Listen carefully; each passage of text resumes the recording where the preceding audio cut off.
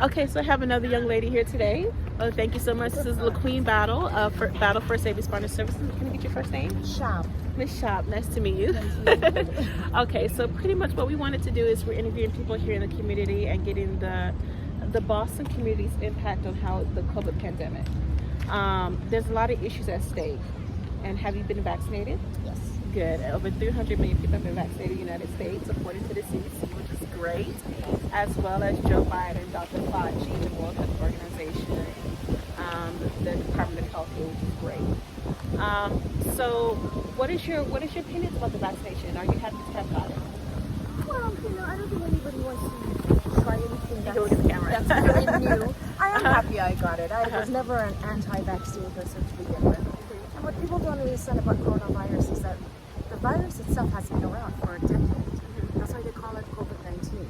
The 19 is the new variant. So it's not like, oh, the vaccine is a year old. They've been working on this vaccine for almost 10 years. Okay. So I'm comfortable with this. Yes, because of COVID-2 SARS. Right.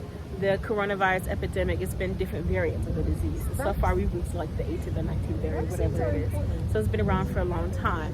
But thank goodness they were able to actually get the formula out in time, because over 200,000 people have died here in the United States, as well as 1 million. Over 500,000. 500,000 people in the United States, as well as over the world. I think is in India, it may be even higher, as well as currently in different parts of the world, especially in the islands, especially in Central and South America.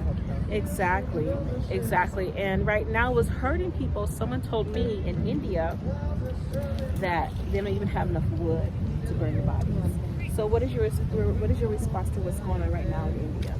It's heartbreaking, really tragic. Like, it's just, I can't begin to imagine what it's like to live in that much fear. I've always been privileged where something bad happened to us, we're able to get to safety or get a vaccine, go to the doctors.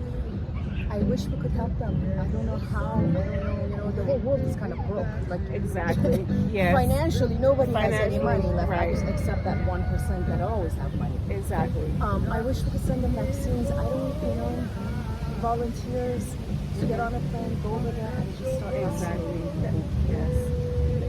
It's really sad. It's really sad to hear about it. And there's a lot of communities out there that are not able to have access to the vaccine too, as well. So that's another barrier.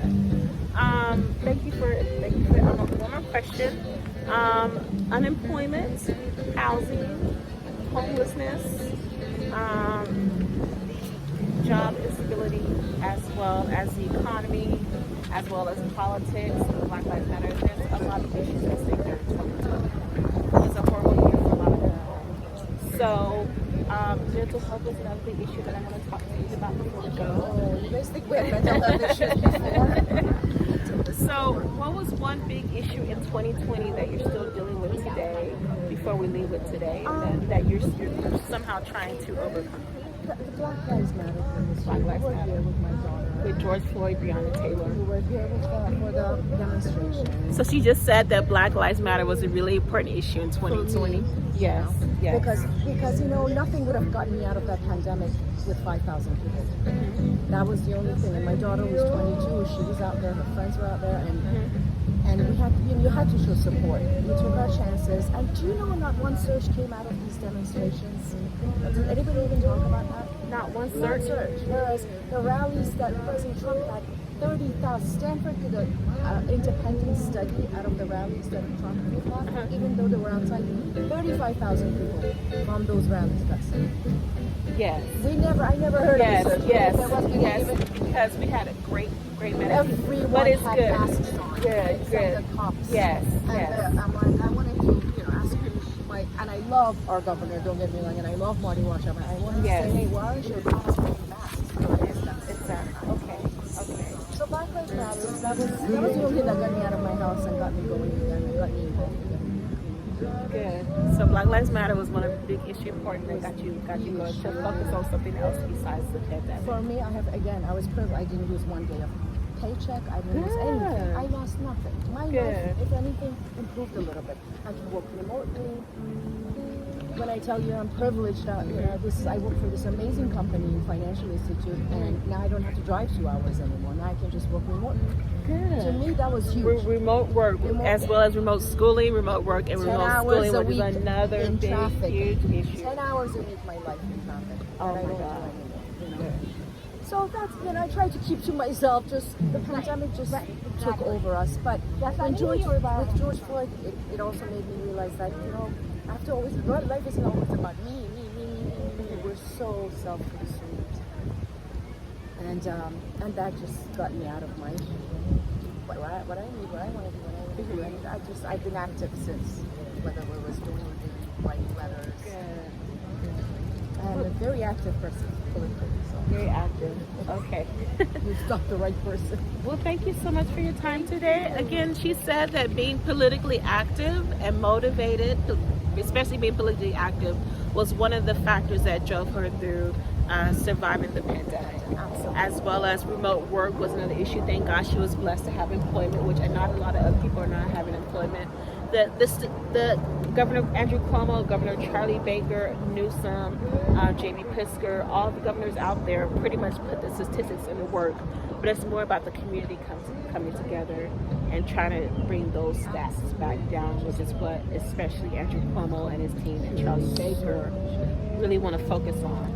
So I'm glad she brought that up, because it takes more of a community effort for the community to be involved to bring those stats back down. So change doesn't happen on its own. It change doesn't happen on its own. So thank you so much for your time. God bless nice you. Meeting you. And you can reach me you can reach me on Facebook and Twitter and all of that stuff. Okay. Maybe here on tonight. So thank you so much. Thank you. Again, thank you so much. So she pretty much talked about today how most of the factors, community